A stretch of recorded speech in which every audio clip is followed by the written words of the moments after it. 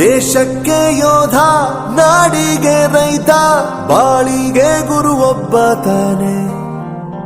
ಅಕ್ಷರ ಕಲಿಸೋ, ಅಜ್ಞಾನ ಅಳಿಸೋ, ಅವನೂನು ಅನ್ನದಾತಾನೆ. ಯುವ ಮುಖಂಡರು, ಸರಳ ಸೌಜನ್ಯ ಶಿಕ್ಷಣ ಪ್ರೇಮಿಗಳಾದ ಬೆನ್ನೂರು ಗ್ರಾಮದ ಮಹೇಂದ್ರ ಸಾಹುಕಾರ್.